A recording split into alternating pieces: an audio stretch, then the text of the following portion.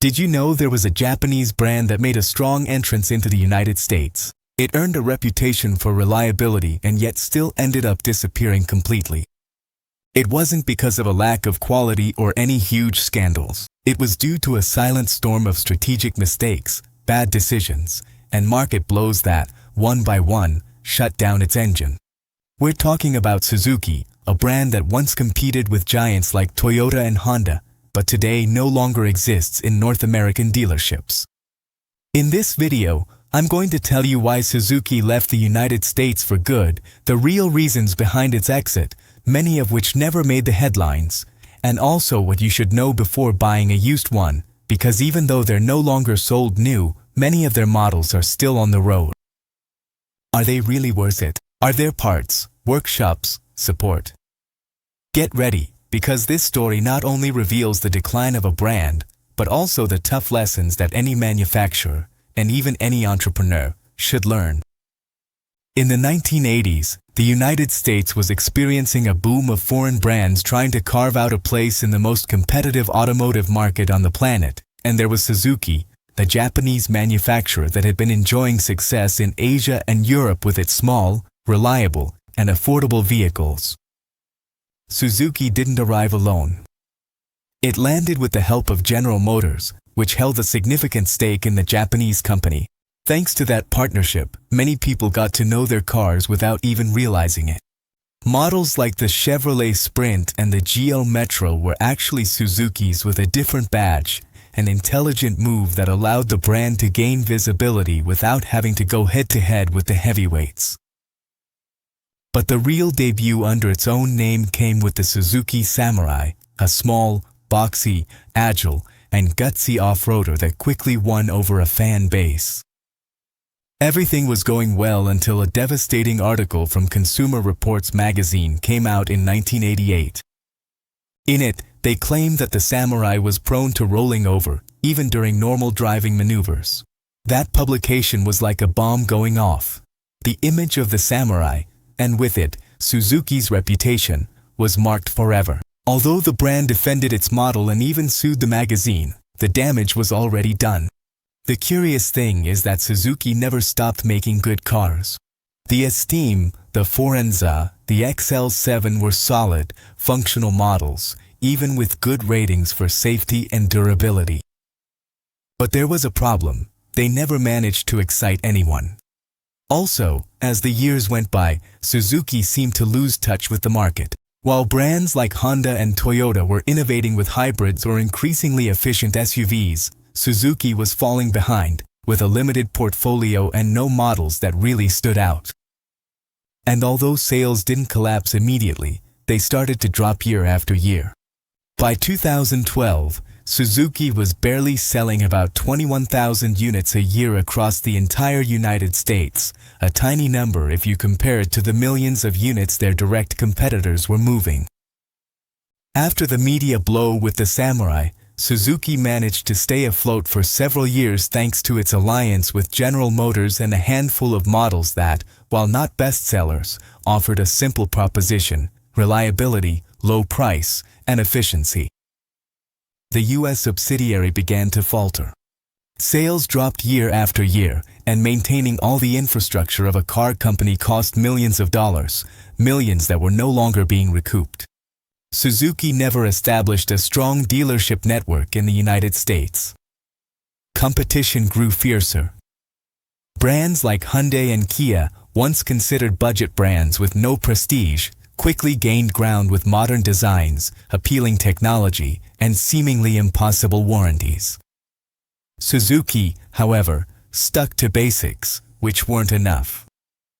The financial storm kept building, millions in debt, stagnant sales, investments put on hold. Finally, in November 2012, Suzuki made the decision it had been putting off for years. It announced the bankruptcy of its U.S. subsidiary.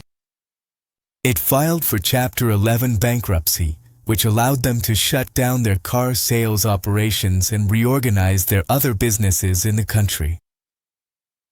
The only thing Suzuki would keep in the United States were its motorcycle, marine engine, and all-terrain vehicle businesses, products where they were actually strong, profitable, and where there was still demand. When a Japanese company exports a car to the United States, it manufactures that vehicle in yen, but sells it in dollars. If the yen rises in value against the dollar, suddenly what they earn for each car sold is less, a lot less. And if they don't adjust the price, their margins evaporate. But if they do adjust it, they become less competitive compared to brands that manufacture locally or have more stable currencies. For much of the 2000s and early 2010s, the yen steadily strengthened against the dollar. This affected not only Suzuki, but also other Japanese brands.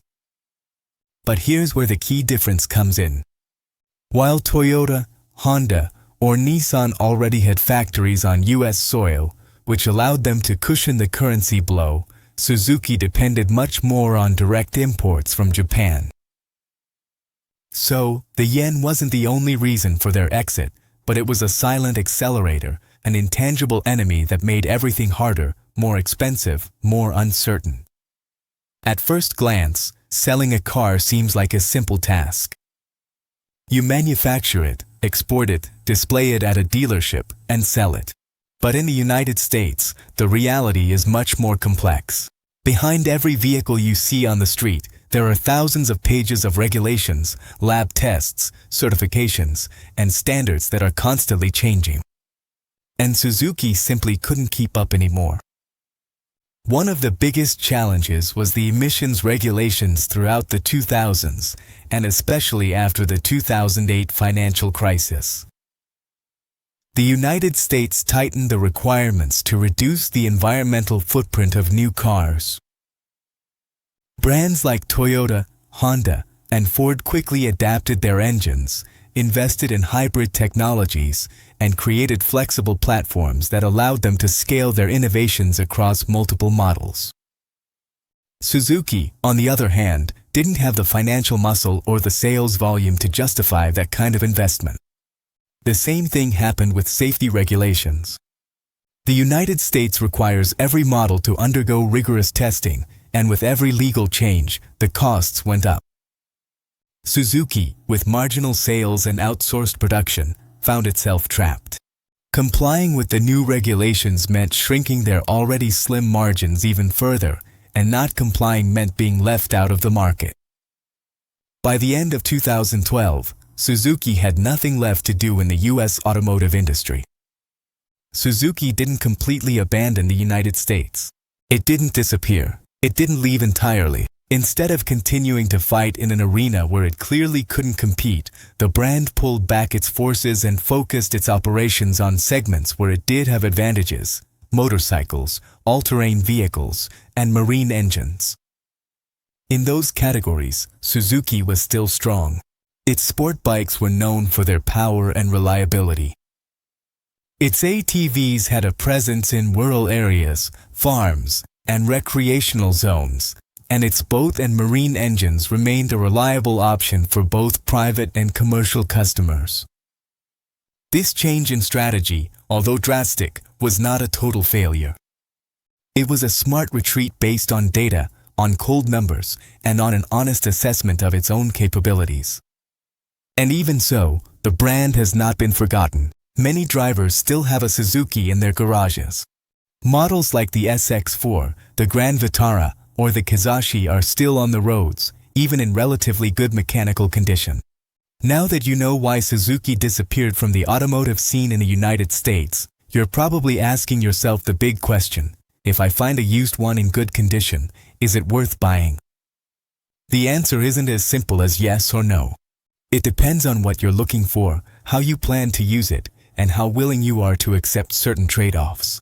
First, the positives. Suzuki's mechanical quality was never the problem. Many of their models were valued for their durability, efficiency, and low maintenance costs.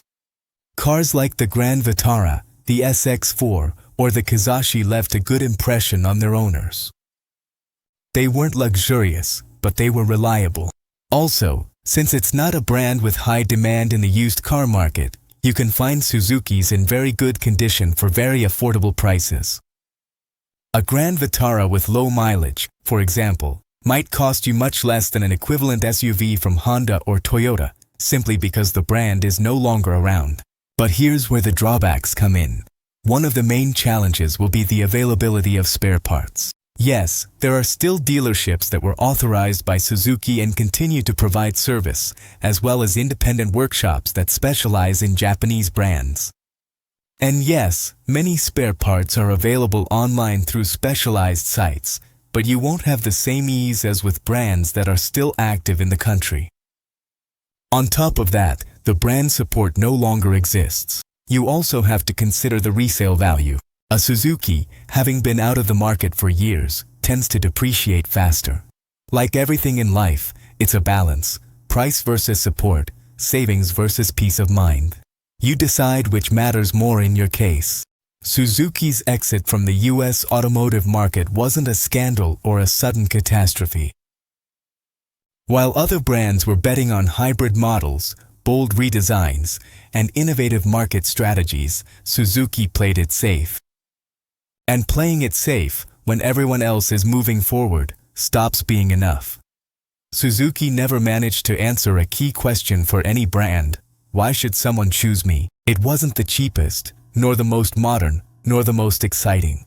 It was just there, and over time, it stopped mattering. Brands, even the strongest ones, are not eternal. What is a viable option today might disappear tomorrow. That's why, when buying a car, it's crucial to think not just about the price, but also about support, reputation, and future prospects. Today, if you see a used Suzuki in good condition, you know you're buying a brand that no longer competes, but still carries traces of a time when it tried to make a name for itself. A silent witness to a story of rise, plateau, and exit. And maybe, just maybe, it also reminds us of something deeper: that in a world moving so fast, the only way not to disappear is to constantly reinvent yourself.